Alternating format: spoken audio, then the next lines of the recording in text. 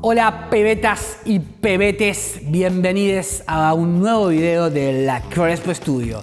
En este video voy a contestar una sugerencia, pregunta, opinión, idea que me dieron desde nuestro Insta Story en Instagram, la Crespo Studio, donde preguntaba a través de la encuesta qué contenidos, sobre cuáles contenidos tenían ganas de que charlemos. Uno de los contenidos que me hicieron llegar fue Stanislavski y composición de personaje. ¿Qué tan a favor, en contra y por qué?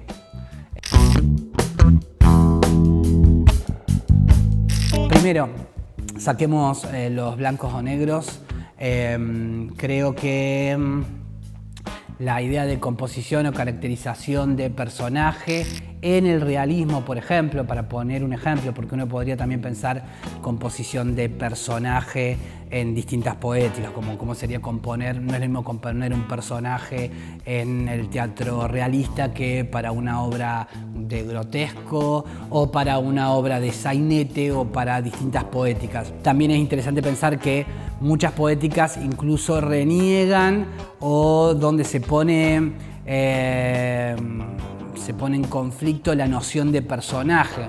La idea de personaje, personare, de algo unívoco que está construido y que es elocuente, se pone en conflicto, por ejemplo, o que tiene una historia, el personaje tiene una historia, que eso sucede más en el teatro realista, cómo se compone, por qué se comporta como se comporta, cuál es su conducta, por qué hace lo que hace, todas esas cuestiones que ayudarían a pensar, por ejemplo, la composición de personaje en el teatro realista no sirve, por ejemplo, para nada en el teatro del absurdo, por ejemplo, porque las premisas de construcción de esos personajes, de esas poéticas, son distintas, mientras que en el realismo hay una idea de historia, de conducta, de medio en el cual se desarrolla ese personaje, de conflicto con el cual se opone a otros porque desea algo y otros se le oponen a eso que desea. En el absurdo, por ejemplo, que es otra poética, no está presente e incluso se cuestiona esta idea de dónde vienen. Por ejemplo, en el teatro del absurdo no sabemos muchas veces de dónde viene el personaje o no tiene una psicología precisa, están instalados como en un no tiempo, entonces a diferencia del realismo no hay una evolución progresiva. En el realismo, por ejemplo, el personaje empieza a toser y después al final de la obra nos enteramos que tenía una enfermedad. Entonces digo, hay una progresión de algo que sucede, avanza y tiene un clímax. En el teatro del absurdo incluso pareciera haber una no progresión, hay como una constante acción repetitiva, hay casi una pregunta sobre el tiempo. Entonces hay como un no tiempo o un siempre tiempo o zaraza. Entonces, pensar en términos de personaje por no composición o sí composición no nos sirve tanto, creo, desde mi humilde parecer, sino que es, bueno, cómo compongo el personaje de acuerdo a la poética o a la propuesta que está dando el material, el autor, incluso el director.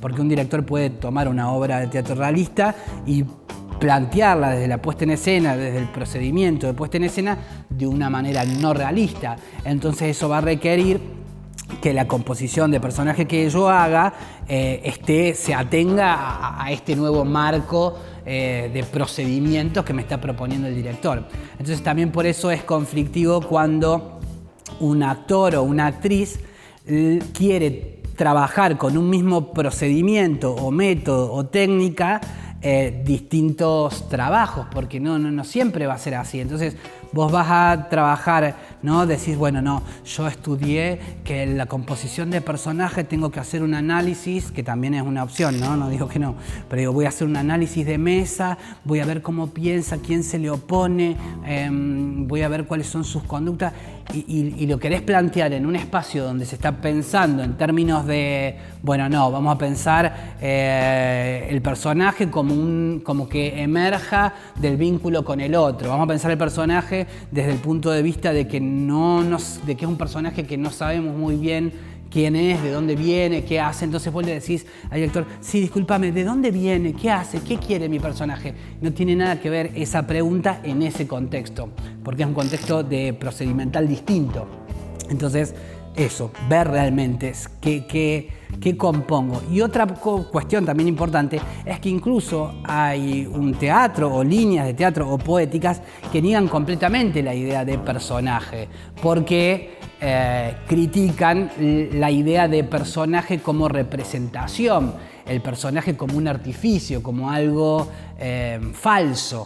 Entonces empiezan a trabajar ya sobre la idea de la materialidad del propio intérprete, sobre el propio actor, sobre que se transforma en un performer. Entonces se niega la idea de personaje o directamente se rechaza. Entonces vos decís a alguien que está trabajando más guiado por esta búsqueda, ¿cómo es mi personaje? Y no tiene nada que ver, porque le estás planteando algo que pertenece a otro campo de estudio o a otro procedimiento. Entonces, no hay nada en contra de la composición de personaje, por lo menos de mi parte, sino que es justamente ver qué obra requiere, qué proceso, qué metodología, qué técnica, qué trabajo, ver eso, ver dónde estoy en cada una de esas cosas. Después, en cuanto a herramientas para componer un personaje, por ejemplo, en el teatro realista o en otras poéticas, prefiero verlo específicamente, así que seguramente haremos un video al respecto.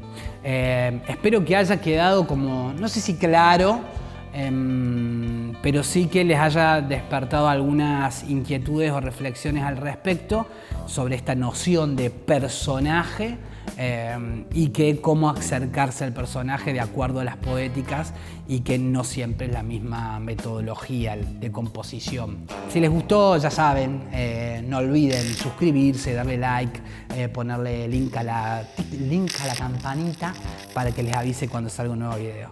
Nos vemos en el próximo. Goodbye.